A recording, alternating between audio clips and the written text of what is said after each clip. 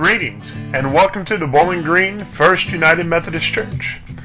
We hope that you enjoy what you're about to see, and you can find us on the corner of Broadway and Church Streets at 11 o'clock on Sunday mornings. Or you can find us at bgmethodist.org and on Facebook at Bowling Green First United Methodist Church.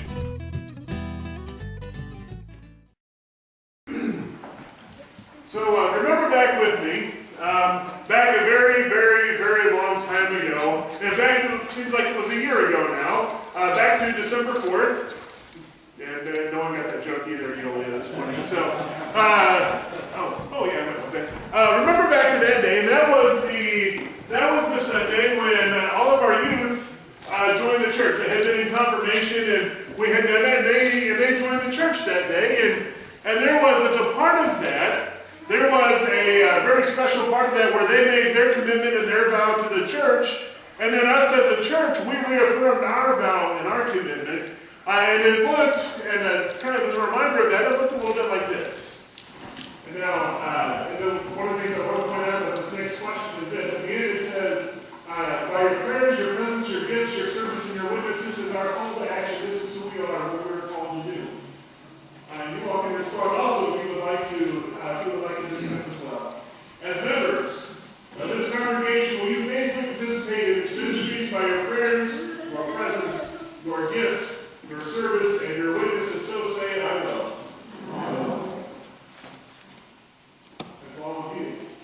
Members of the household of God, I commend these persons to your loving care. Do all in power to increase their faith, confirm their hope, and perfect them in love.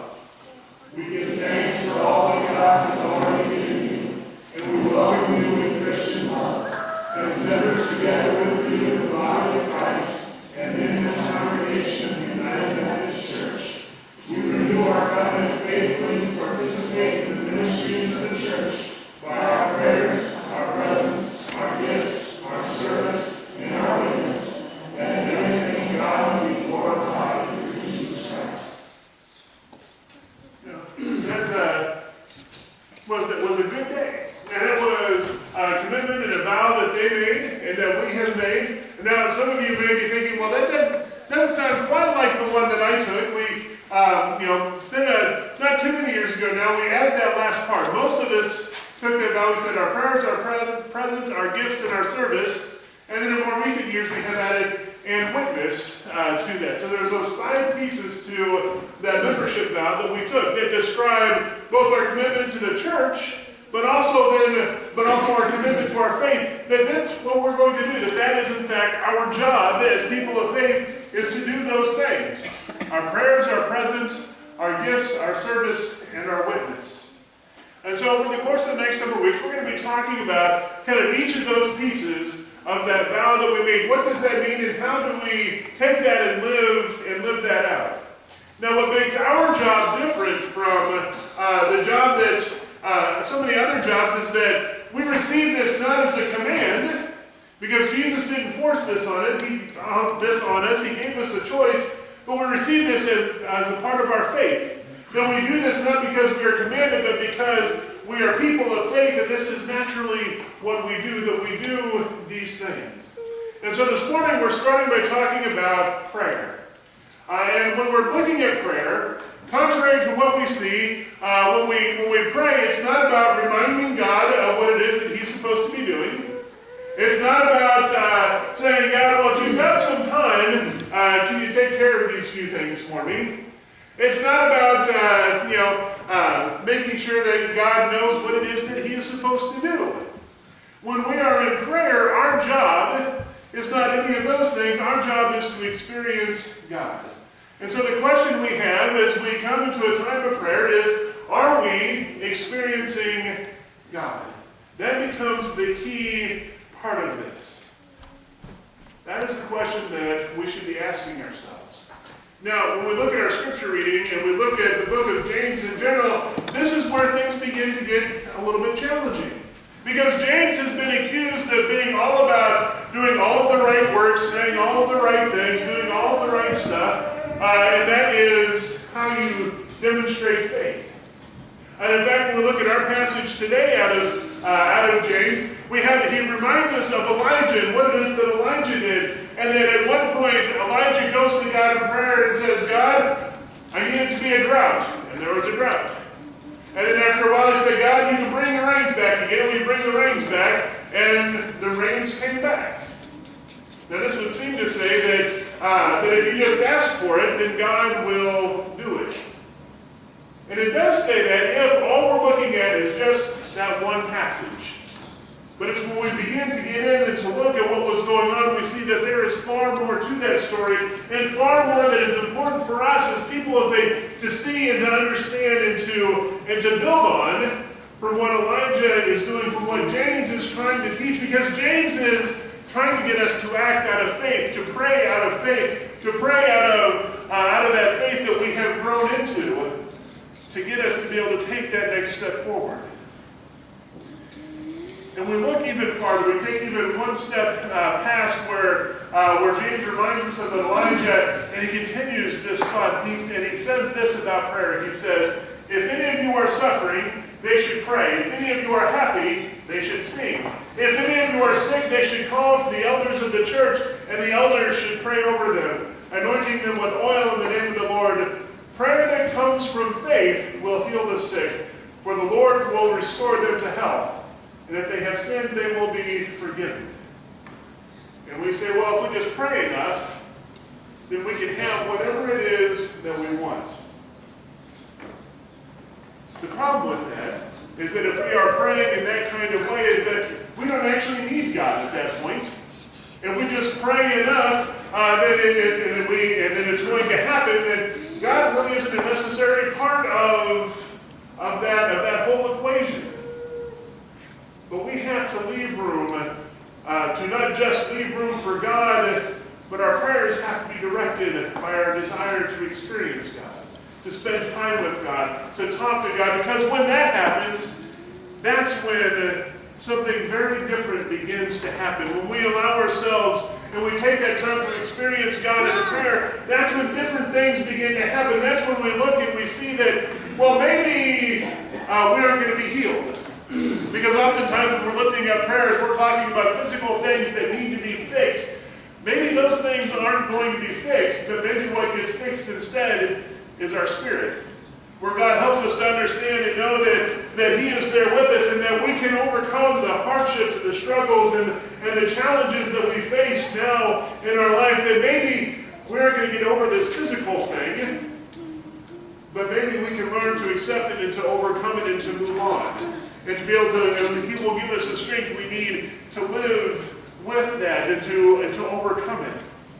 Other times, this is what happens is that we may go to God in prayer and we say, God, but what about this sin over here that this person did or whatever it is? And we say, aren't you going to do something? Aren't you going to smite them for that sin? Aren't you going to do something about that?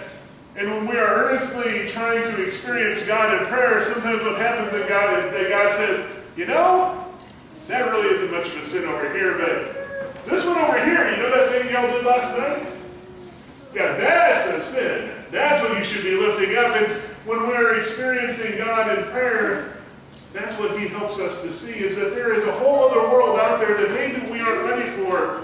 But if we are praying and earnestly desiring after God in our prayers, then He helps us to see it and then prepares us to be able to overcome what it is that we face. We look back at Elijah.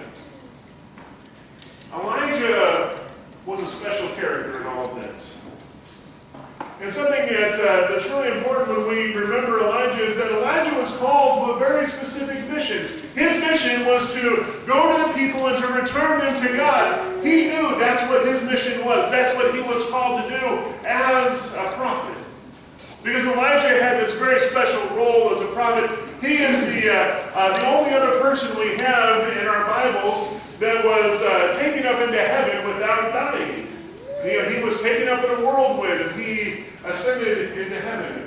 Of the most important characters we have in the Old Testament, we have Abraham, who was given the promise of God. We have Moses, who received the law. And we have Elijah, who was the prophet and helped us to understand and to go forward. When you hear folks talk about the law of the prophets, they're talking about Moses and Elijah occupies this incredibly important place of helping the people and us also return to God and to know God and to love God. That was his calling in that. And he knew that it was his calling because he was constantly in prayer to God, working to understand what was going on. And we are called to do the same, to pray to God, not to lift up a list of things that we need fixed, but to experience God so that we can know how do we go forward. All of that this starting place in prayer leads us to where we'll be going in the next several weeks. All this builds one piece on the other. And we start with prayer because it's what begins to set us down that path. It is the most direct access we have to God. And we look at that access looks a little bit like this. First we pray. Whether that's a formal prayer that we have recited many times, or it's another prayer that we have memorized, or it's one that we are reading, or it could just be an extemporaneous prayer that we are offering up to God. It first starts with praying. But in our praying, we also have to be ready to listen. To listen to God, respond to that prayer we lift up. And then in turn, we have to respond. Now, our response isn't doing something. Our response is looking at God in the course of that prayer and saying, "Really, God? I'm not sure that I can do that. Are you sure you want me to do that? I don't think that's how it's supposed to go."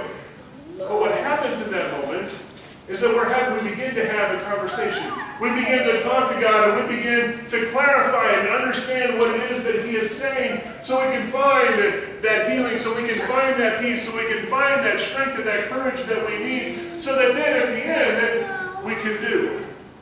When we pick up the story of Elijah that James was talking about, we aren't picking it up at the beginning at prayer, we're picking it up at the end what Elijah is doing. When Elijah had already been talking to God and been working and been trying to understand how to go forward, and they had worked this out, and God said, "Elijah, here is what you do. Make this prayer." And Elijah made that prayer in faith because he had the experience of God to know that he was doing what was necessary and what was important. Remember that we live in a world, and we talked about this a little bit last week, we live in a world that is basically good. It's got its flaws, it's got its troubles, it's got its problems, but at its heart it is basically good. It just needs some things that need to be fixed, and that's what God is working on. Some problems are bigger than others, but God is helping us to work through and to overcome those things, and that is our job as we start in prayer. So our challenges as we go forward this week is to go and to experience God in prayer, to visit with him, to know that he will lead us and strengthen us, and that he will send us out as his children, ready for what the world may bring, to be a part of this world, to help it to overcome its challenges, to help us overcome our challenges, and to live more completely into the people that he has made us to be because we have that experience of him. Let us go this week, offer our prayers, and go out and be God's children and do this work in Christ's name.